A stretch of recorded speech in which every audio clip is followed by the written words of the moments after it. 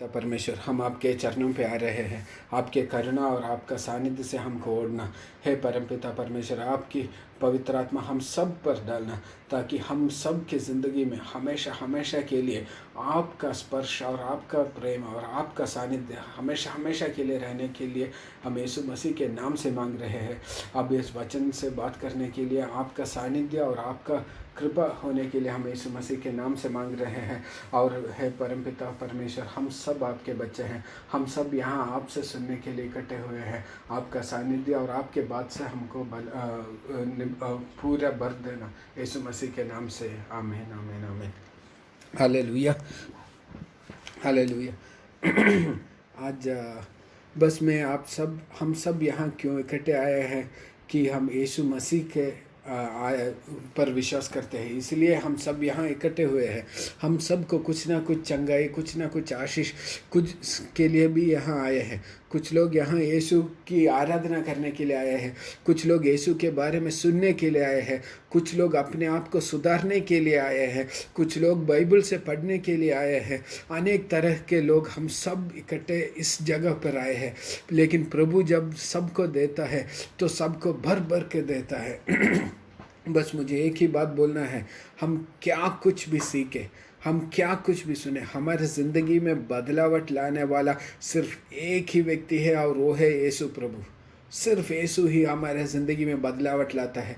यीशु और पवित्र आत्मा एक ही, और पवित्र आत्मा हमारे ज़िंदगी में जब बदलावट लाता है तब हमारी ज़िंदगी सच में बदल जाता है। और जब हम सच सुनेंगे तब हमारी ज़िंदगी तो ऐसी बदल जाएगी कि हमको खुद पहचान नहीं होगा कि हम पहले कैसे हैं और आखिर में कैसे हैं। बस हम सब जानते हैं कि जब हम मसीह से पहले कैसे थे और मसीह में आने के बाद हम कैसे हैं। हमारी ज़िंदगी में बदलावट आती ही रहती है। मसीही लोगों की ऐसे एक प्रत्येकता है कि वो हर दिन बेहतर होते जाते हैं, हर दिन बेहतर होते जाते हैं।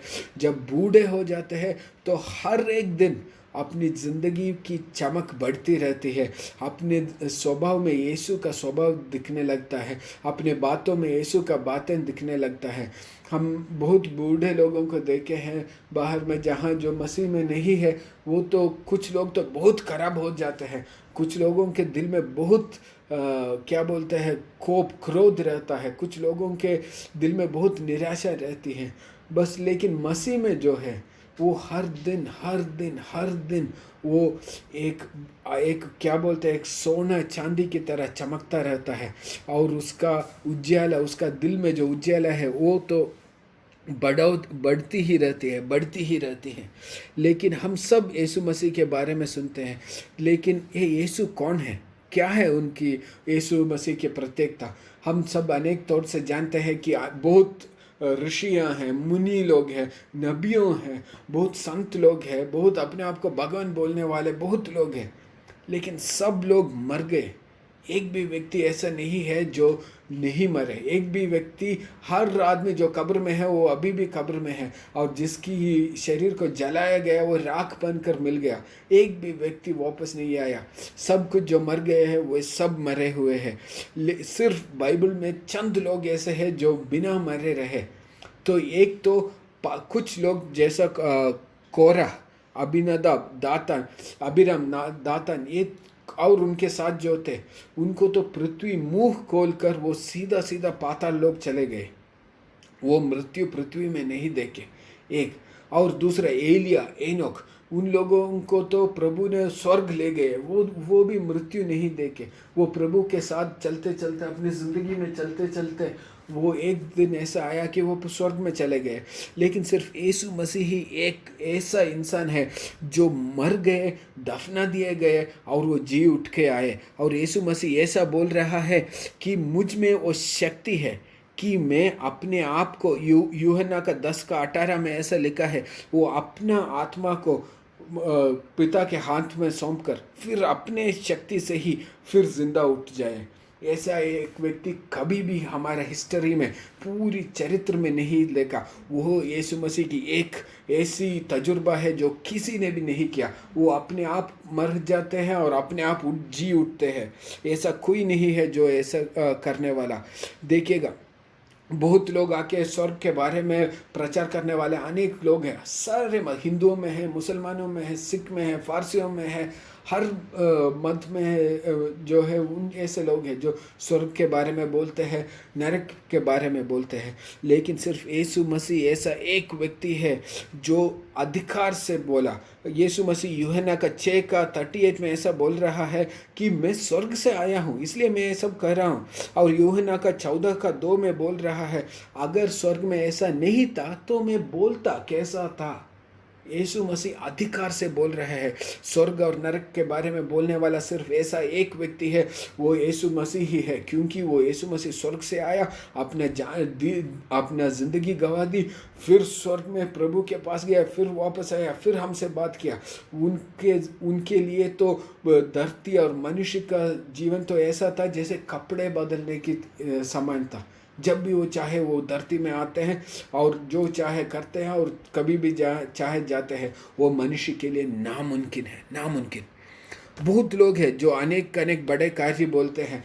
बहुत लोग, कुछ नबियों बोलते हैं कि एक गुफा में एक देवदूत मालक उनसे आकर बात किया और वो परमेश्वर का वचन उनसे बोला, और वो जाकर सब सारे मनुष्यों को बोलते हैं। दूसरे लोग ऐसे हैं जो बोलते हैं जब मैं तपस में रहा तब मुझे ये वरदान मिला, तब मुझे ये ज्ञान मिला बोलते हैं। लेकिन यीशु मसीह एक ऐसा व्यक्ति है जो कभी भी ऐसा नहीं बोला।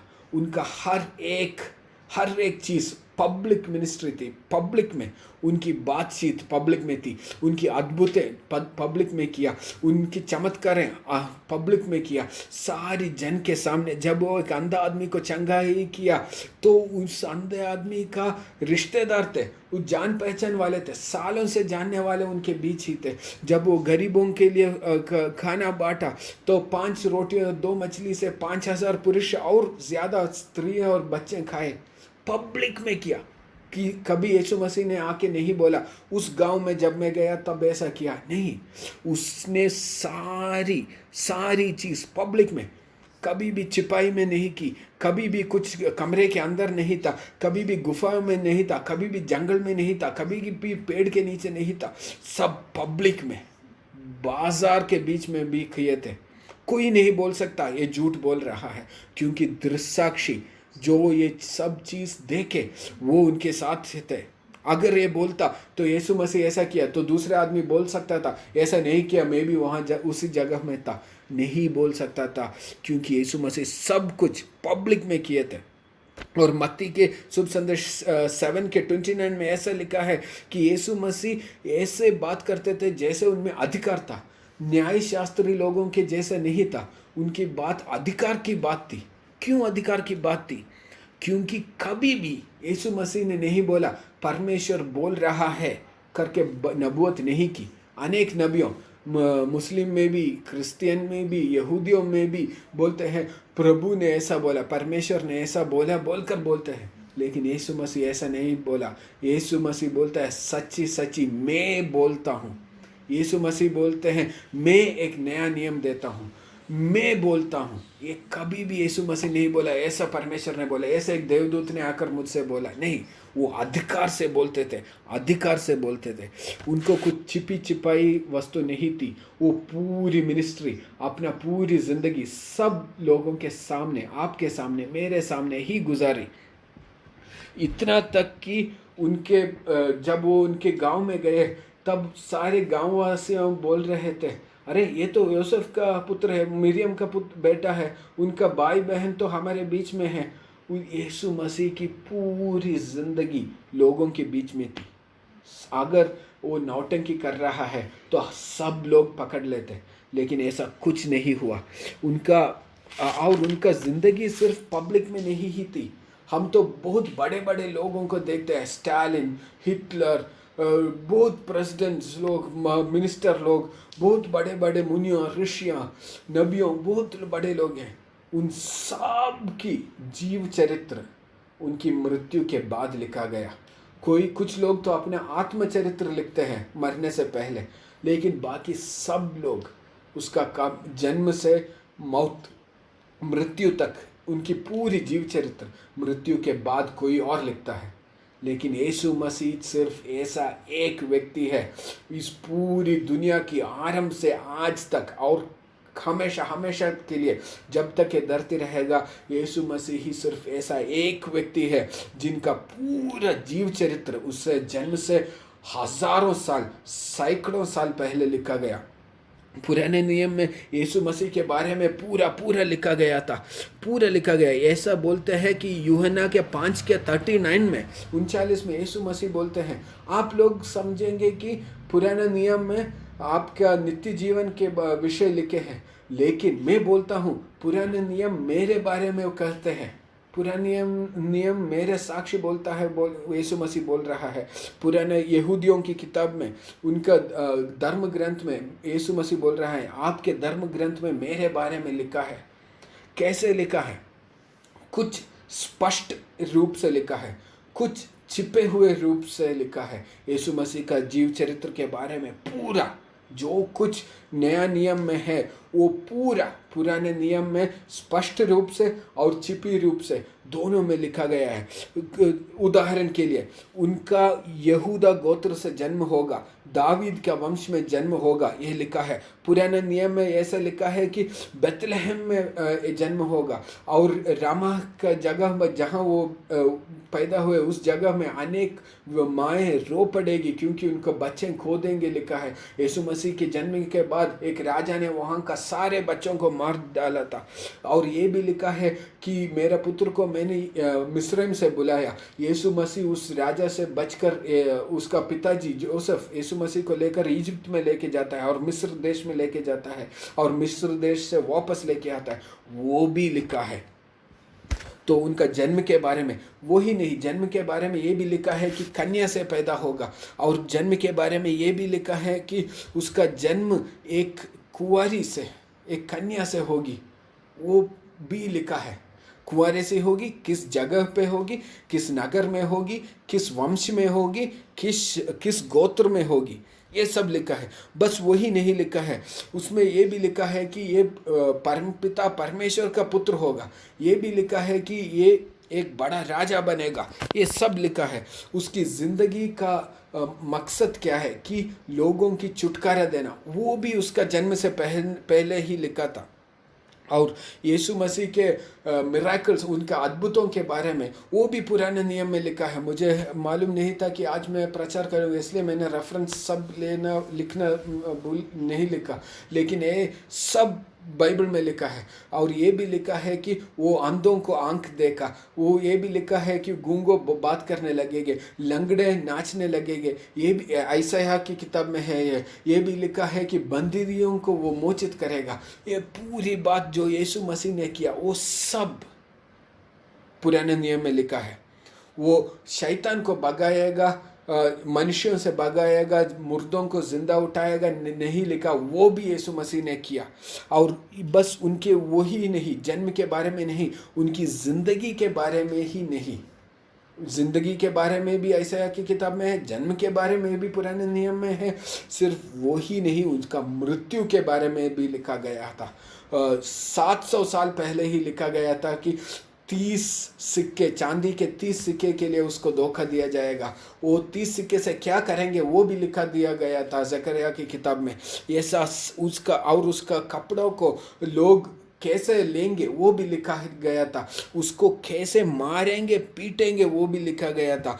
वो पूरी ज़िंदगी में, यशायाह का 53 में, यीशु मसीह एक ऐसा व्यक्ति है जिनकी पूरी लाइफ हिस्ट्री, जन्म से लेकर मृत्यु तक और वापस आगमन के बारे में भी पूरी पुराने नियम में 700 साल पहले लिखा था। बोले एक व्यक्ति का नाम आप बोलिए जिसकी ज़िंदगी पहले ही, जन्म से पहले लिखा गया था।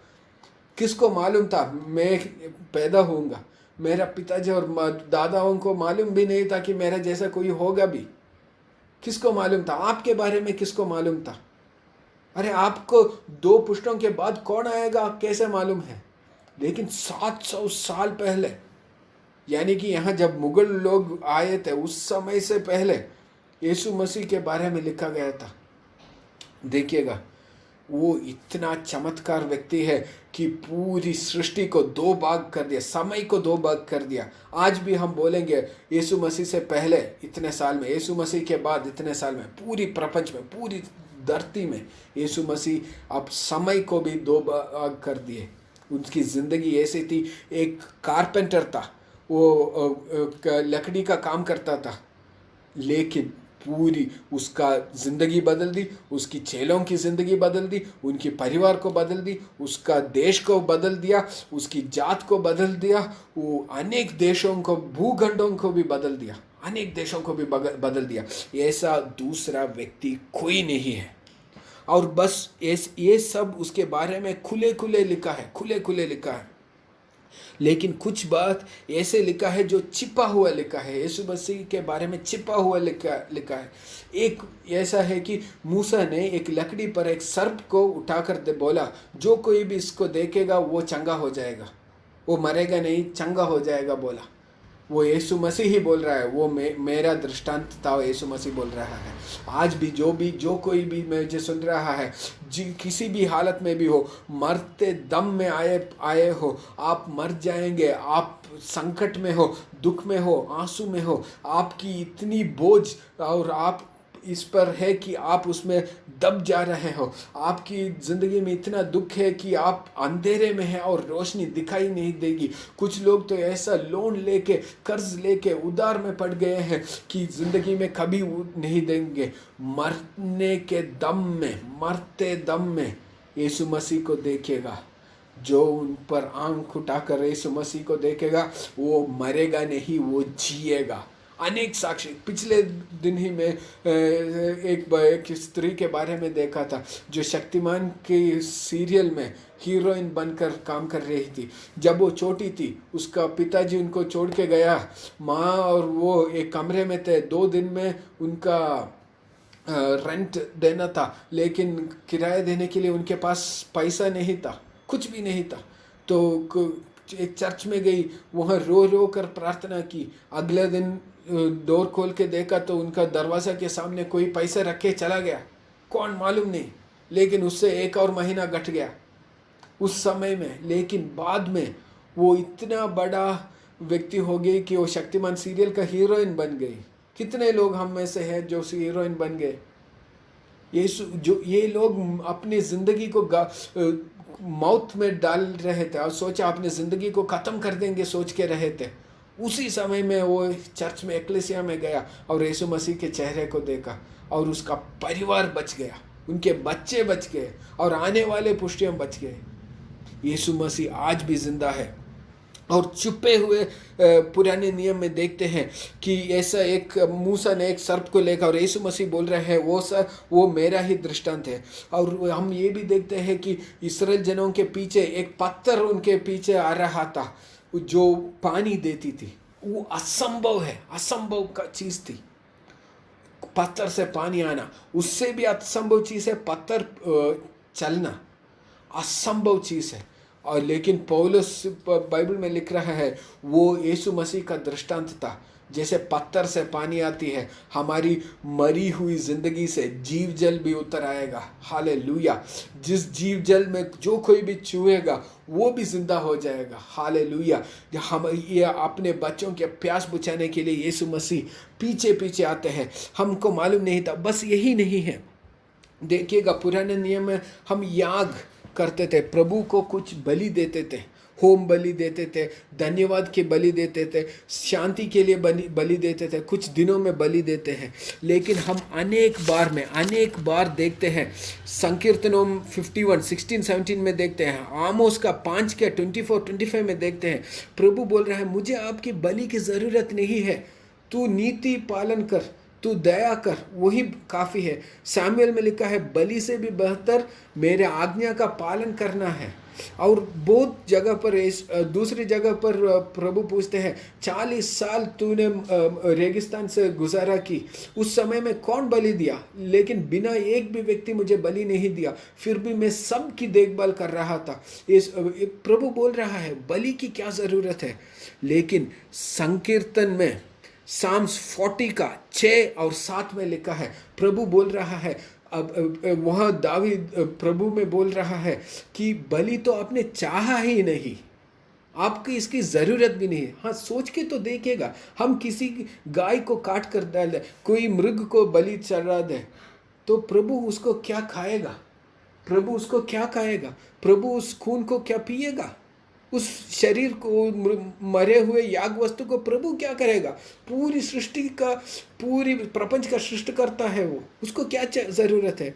उसका 7वें वचन, 40 साम्स का 7वें वचन में लिखा है, देखो उस किताब में मेरे बारे में लिखा है। हाँ, हर एक बलि यीशु मसीह को ही दिखाता है। एक लाल गाय का बलि देखते हैं, उसका प्रभु ने लिखा है कि उस गाय में एक भी बाल सफ़ेद नहीं होना चाहिए, एक भी बाल सफ़ेद नहीं होना चाहिए। क्यों?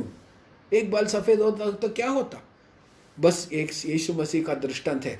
जैसे यीशु मसीह का शरीर पूरी तरह से खून से भर गया, उसका शरीर पूरी तरह से सिर से लेकर पांव तक खून में लाल बन गया, ऐसा ही एक गाय दिखाता है, ये लाल गाय। और जब ये लाल गाय का बलि करते हैं, तब लोग जब यीशु मसीह को देखते हैं, वो पूरा लाल था, खून से भरा हुआ था, वो उसका स्किन पर, चमड़ी पर खून था, पूरा खून था। और उसकी बात ही नहीं, एक बकरा को, एक मेमना को अपने पापों के लिए याग करना ज़रूरी था। और बस एक ही बात थी, उस मेमना में कोई भी दाग नहीं होना चाहिए था, उस मेमना में एक भी घटी कमी नहीं होना चाहिए।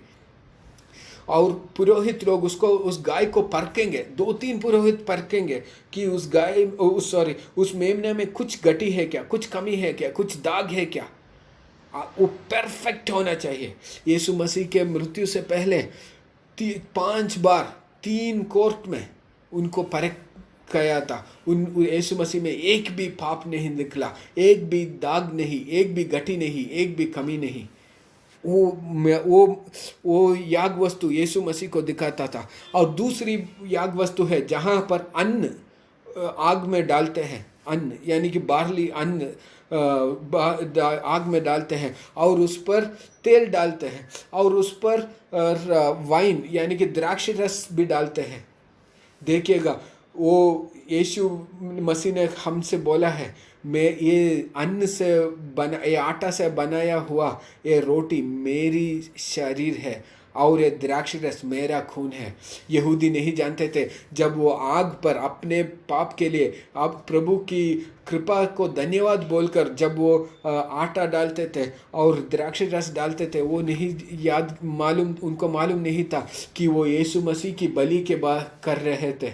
लेकिन सच्ची में क्या हुआ? सच में ऐसा ही हुआ, जो पाप के लिए यीशु मसीह को बलि कर दिया, अब धन्यवाद बोलकर यीशु मसीह को बलि कर दिया हर एक व्यक्ति। और वो भी अन्न जब डालते हैं तो 3 तरह के अन्न आग में डाल सकते थे।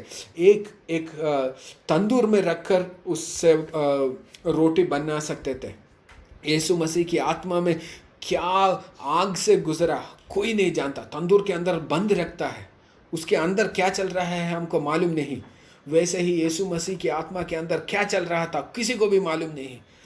और दूसरा, एक बर्तन के अंदर रखकर, आग में रखकर पकाते थे। वो बर्तन के अंदर रखने से क्या होता है, हम चारों तरफ से नहीं देखते थे, लेकिन ऊपर से देखेंगे तो दिखता है क्या हो रहा है। जब बगल से देखेंगे बस एक झलक दिखता है ऊपर, और रोटी के ऊपर थोड़ा भाग क्या हो रहा है दिखता है, अंदर क्या हो रहा है नहीं दिखता, नीचे क्या हो रहा है नहीं दिखता। तो ऐसा ही यीशु मसीह की आत्मा में, उनका मन में, दिल में क्या क्या हो रही थी हमको मालूम नहीं, बस झलक दिखता है। जब वो रोता है तब हमको मालूम पड़ता है वो दर्द में है, बस एक झलक। और तीसरी तरह, वो अन्न जब बलि करते हैं तो आग में सीधा सीधा डालते हैं और वो जलते हुए दिखता है। यीशु मसीह का शरीर जिसको काटा दिया गया था, मारा दिया गया था, वो सबको दिखता था। जैसे वो अन्न यीशु मसीह का शरीर को दिखता है, वैसे ही यीशु मसीह का शरीर, आत्मा और प्राण, वो तीनों के बारे में वो बलि में दिखा है। और वही नहीं, अनेक बार वो यीशु मसीह आते हैं, लोगों से बात करते थे पुराने नियम में। वो सब बोलने के लिए अभी मेरे पास वक्त नहीं है, अभी 4 मिनट है, बस मैं एक बात बोलता हूँ। पुराने नियम में पूरी यीशु मसीह की ज़िंदगी के बारे में लिखा है। क्या कोई ऐसा और व्यक्ति है जो ऐसा कभी भी किया? वो ये कष्ट पर पहुंचने वाला, ये दुख सहने वाला यीशु मसीह, उसको औसेफ की बेटा बोलते हैं, लेकिन अगले आने वाला यीशु मसीह दावीद का बेटा बनकर राज करने के लिए आएगा। ये मुस्लिम लोग बोलते हैं कि उनका ईसा वापस आएगा। सुन्नी लोग बोलते हैं कि ईसा वापस आएगा। शिया लोग बोलते हैं कि महदी वापस आएगा। हिंदू बोलते हैं कि प्रजापति वापस आएगा। मसीही तो मसीह के लिए का इंतज़ार कर रहे हैं। पूरी धरती उनकी दोबारा आगमन के लिए इंतज़ार कर रही है। यहूदियों यीशु मसीह की आगमन के लिए इंतज़ार कर रहे हैं। कोई भी मत ले लो, कोई भी विश्वास ले लो, हिंदू हो, मुसलमान हो, यहूदी हो, ईसाई हो, सब यीशु मसीह के दोबारा आगमन का इंतज़ार कर रहे हैं। हालेलुया। बोलो, ऐसा कोई व्यक्ति है क्या? बस वो ही नहीं, यीशु मसीह के इतिहास के बारे में ही नहीं, वो तो इतने अच्छे आदमी है। ही इज़ द परफेक्ट जज। वो हमको न्याय करेगा, लेकिन साधारण लोग करने वाला न्याय नहीं। देखिएगा, एक कहानी है, एक स्त्री को कुछ लोग लेके आते हैं यीशु मसीह के बाद और बोलते हैं कि ये स्त्री व्यभिचार कर रही थी, हम उसको मार डालेंगे। बोला, नियम में ऐसे लिखा है कि उसको मार डालने के लिए। तब यीशु मसीह ने कुछ नहीं बोलता। तो ये आखिर में वे फिर पूछते हैं, बोलो क्या करना है इसको? तब यीशु मसीह बोलते हैं, आप में से अगर कोई पाप नहीं किया तो वो पहला पत्थर डालो। बस एक आदमी की ही ज़रूरत थी जो पाप नहीं किया। अगर वो पत्थर डालेगा तो उसका पीछे पीछे हर आदमी पत्थर डाल सकता है, लेकिन एक भी नहीं था जो पाप नहीं किया। बस उस झुंड में सिर्फ एक ही व्यक्ति का था जो पापी नहीं था, वो यीशु मसीह ही था। सिर्फ यीशु मसीह को ही वो अधिकार था पत्थर फेंकने की, और बाकी सब लोग चले जाते हैं। सिर्फ व्यभिचार में जो लड़की में आई वही वहाँ ठहर जाती है। तो यीशु मसीह पूछते हैं, सब लोग कहाँ गए? तो वो बोलती है, लॉर्ड। लॉर्ड यानी कि मालिक। उसकी ज़िंदगी का मालिक यीशु मसीह को बना दिया। तब तक वो मंदिर जाती थी, तब तक वो चर्च जाती थी, तब तक वो मस्जिद जाती थी, कहीं भी जाती थी, तब तक उस दिन तक वो पाप करती थी। लेकिन उस समय में पहली बार अपनी ज़िंदगी में वो यीशु मसीह को मालिक पुकारती है। मालिक। वो सब चले गए। यीशु मसीह बोलता है, मैं भी तुम्हें दोषी ठहराता नहीं हूँ, जाओ और आगे पाप मत करो बोल के भेजते हैं। हालेलुया।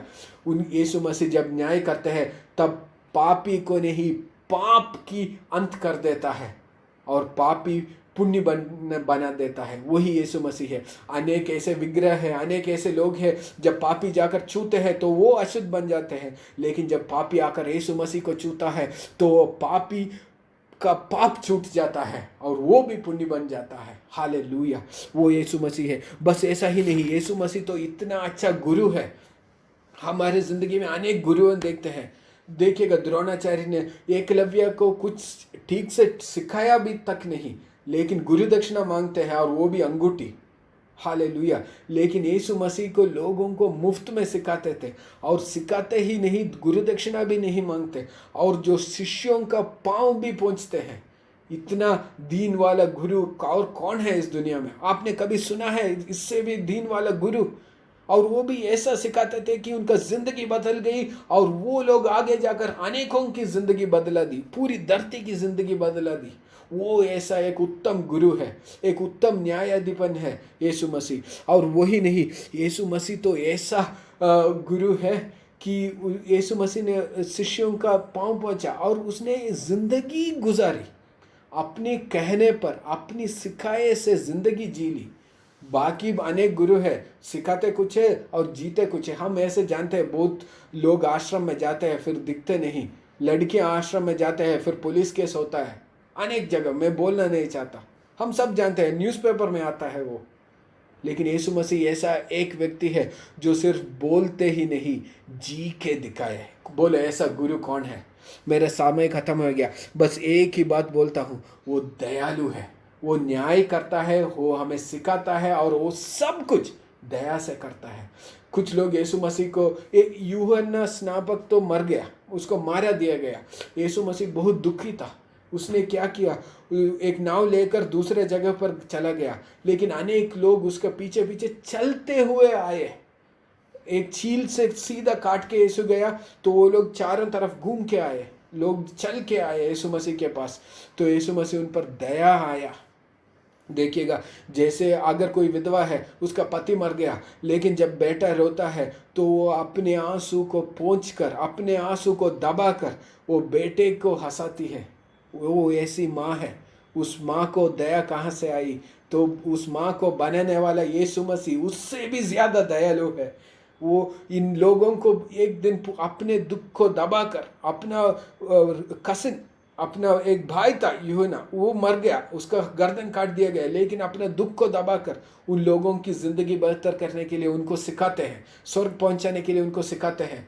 लेकिन उसके बाद उन लोग भूखे हैं देखकर उनका भूख मिटाते हैं। हालेलुया। मेरे 2 मिनट ज़्यादा ले लिया, माफ़ कीजिएगा। बस एक वचन में पढ़ना चाहता हूँ, वो बिना पढ़े मैं कैसे रहूं। यीशु मसीह के बारे में लिखा है, अपने में वो स्वभाव रखो कि ऐसे लिखा है, जिसने परमेश्वर के स्वरूप में होते हुए, यीशु मसीह परमेश्वर के स्वरूप में होते हुए भी परमेश्वर के समान होना अपने अधिकार में रखना की वस्तु न समझा, उसको पकड़ के नहीं रखा। मैं परमेश्वर हूँ, वो उसको पकड़ के नहीं रखा। उसने अपने आप को ऐसा शून्य कर दिया, बहला दिया कि दास का स्वरूप धारण कर मनुष्य की समानता में पैदा हुआ।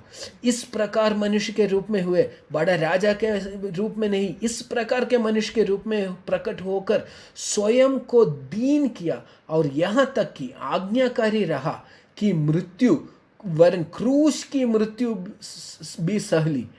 इस कारण परमेश्वर ने उसको अति महान भी किया, और उसने वो नाम प्रदान किया जो सब नामों में श्रेष्ठ है, कि यीशु के नाम पर हर एक घुटना टेके, चाहे वो स्वर्ग में हो या पृथ्वी पर या पृथ्वी के नीचे, और परमेश्वर पिता की महिमा के लिए हर एक जीभ अंगीकार करे कि यीशु मसीह ही प्रभु है। मेरे अजीजों, मैं एक बात बोलना चाहता हूँ, यीशु मसीह एक ऐसा व्यक्ति है जिसकी तुलना किसी और व्यक्ति से नहीं कर सकते, किसी और देवी देवता और कोई भी असुर से नहीं कर सकते। वो ऐसा एक व्यक्ति है जिसके बारे में जन्म से पहले ही लिखा गया, जिसके हाथ में अपनी जिंदगी है, जब चाहे मर जाते हैं, जब चाहे जी उठते हैं। और ऐसा एक व्यक्ति जिस पर पूरा अधिकार था, पुराने नियम में उसके बारे में पूरा लिखा गया, जो उसने इतने चमत्कार की कि सब कुछ बाजार में, बीच बाजार में किया, कि कोई छिपा छिपी नहीं था। उसकी पूरी जिंदगी को लोग परख के देखे, लेकिन एक भी दाग, एक भी घटी, एक भी कमी नहीं थी, कुछ भी नहीं था उनकी जिंदगी में। ऐसा एक व्यक्ति कभी भी नहीं हो सकता। वो परमेश्वर ही मनुष्य बनकर हमारे छुटकारे के लिए आया, और किसी के लिए नहीं, हमारे छुटकारे के लिए। मैं यही बोलना चाहता हूँ। मैं ज़्यादा बोलने के लिए मेरे समय नहीं है, बस एक और वचन बोलता हूँ। वो सताया गया और उसे दुख दिया गया, फिर भी उसने अपना मुंह न खोला। जैसे मेमना वध होने के समय तथा भेड़ अपने ऊन काटने के समय शांत रहती है, वैसे ही उसने अपना मुंह न खोला।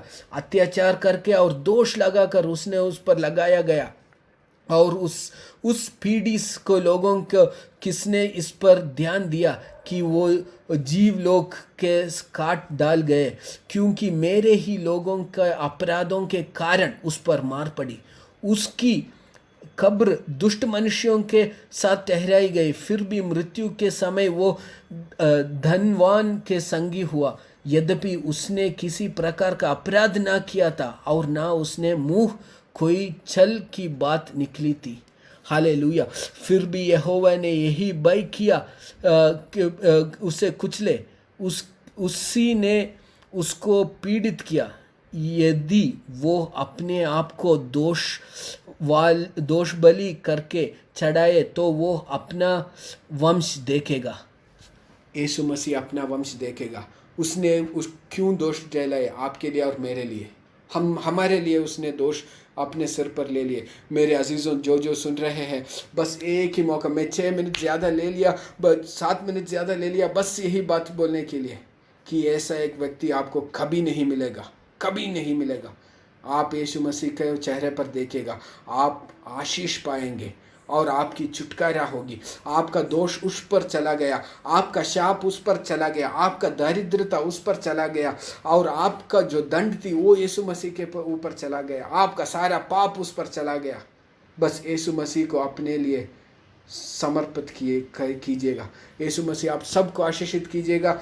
जो मैं बोला हूँ, जितने लोगों को आप बांट सकेंगे आप बांटिएगा, और आप अपनी भाषा में एक अच्छी हिंदी में इसको दोहराइएगा, अच्छी मराठी में दोहराइएगा, अच्छी आसामी में दोहराइएगा, अच्छी ओडिया में दोहराइएगा, और अच्छी भाषा में दोहरा कर आपके दोस्तों को भेज दीजिएगा, ताकि वे सुने कि यीशु मसीह जैसा व्यक्ति और कोई नहीं है, और उनके शरण पर छुटकारा है, सिर्फ उनके चरण पर नित्य जीवन और छुटकारा है। प्रभु आप सबको आशीषित करें, माफ कीजिएगा यीशु मसीह के नाम में, आमीन। Thank you so much Pradeep भाई, एक बहुत ही सुंदर वचन हमारे बीच में रखने के लिए। आपने बहुत ही सुंदर तरीके से समझाया प्रभु के कैरेक्टर्स के बारे में, और थैंक यू सो मच। और मैं विश्वास करता हूँ कि इस वचन से